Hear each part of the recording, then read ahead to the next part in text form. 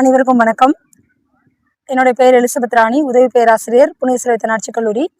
நாங்கள் புனித செல்வி தன்னாட்சி கல்லூரியும் திருச்சிராப்பள்ளி மாநகராட்சியும் 100க்கும் மேற்பட்ட மாணவர்களை கொண்டு காவிரி ஆற்றங்கரை பகுதியில் இருக்கக்கூடிய குப்பைகளை 1 டன்னுக்கும் மேற்பட்ட குப்பைகளை தரம் பிரித்து கொடுத்துள்ளோம். இந்த இடத்தை தூய்மைப்படுத்தி இருக்கிறோம்.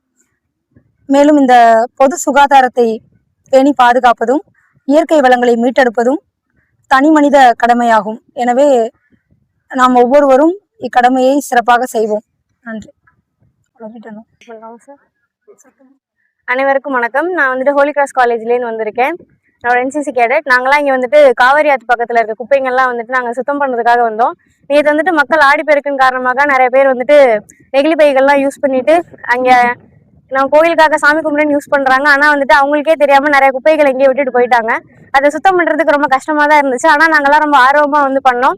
இங்கே பார்த்ததும் தெரியுது எவ்வளோ குப்பைகள்லாம் இருக்குது. எல்லாமே சின்ன சின்ன குப்பையாக தான் இருக்குது. ஆனால் அதெல்லாம் சேர்ந்து நிறையா இந்த இயற்கையை பாதிக்குது. அதனால நம்ம எல்லாருமே தனி மனிதராக எல்லாருமே ரெஸ்பான்சிபிளாக இருந்தோம் அப்படின்னாலே நம்ம இயற்கையை காப்பாற்றுவோம். அதே மாதிரி நம்ம காவேரியும் மீட்டெடுப்போம். நன்றி. அனைவருக்கும் வணக்கம். என் பேர் பிருந்தா. நான் ஹோலி கிராஸ் காலேஜில் 3rd year BSc rehabilitation science படிக்கிறேன்.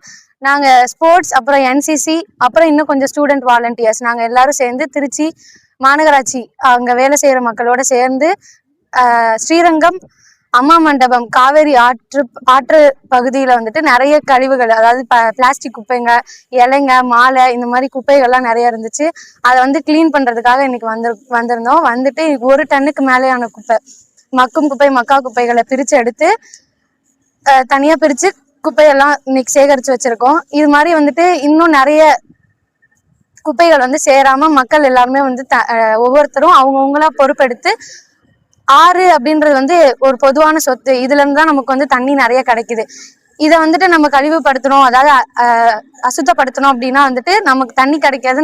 நம்மளோட சுகாதாரம் ரொம்ப பாதிக்கப்படுது.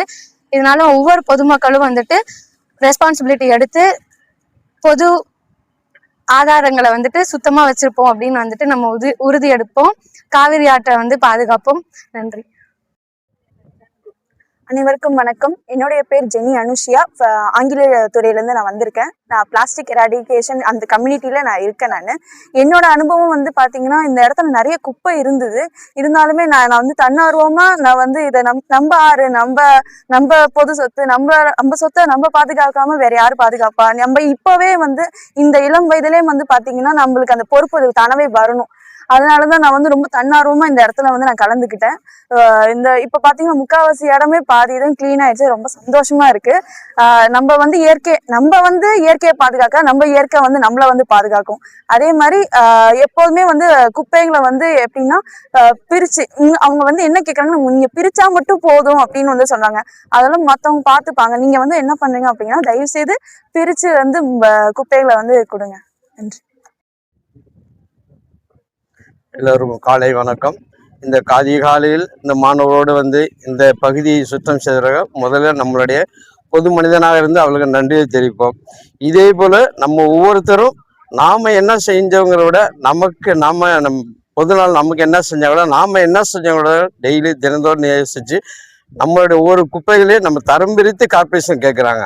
நீங்கள் போடுங்க, இப்போ பயன்படுத்தி தனித்தனியாக போட்டு கொடுங்க. அது இப்போ நம்ம தனித்தனியாக பயன்படுத்தி அவங்களுக்கு கொடுத்தாவே கார்பரேஷன் ரொம்ப பயனுள்ளதாக இருக்கும். அதனால் தயவுசெய்து இந்த காவேரியை பாதுகாக்க எவ்வளோ மக்கள் எத்தனோ வருஷங்களாக போராடி கொண்டு இருக்கோம். நாம் இந்த நேரத்தில் நம்மளுடைய முயற்சியை பொறுத்து இந்த குப்பைகளை தரம்பெடுத்து கொடுப்போம். காவேரியை பாதுகாப்போம். நன்றி.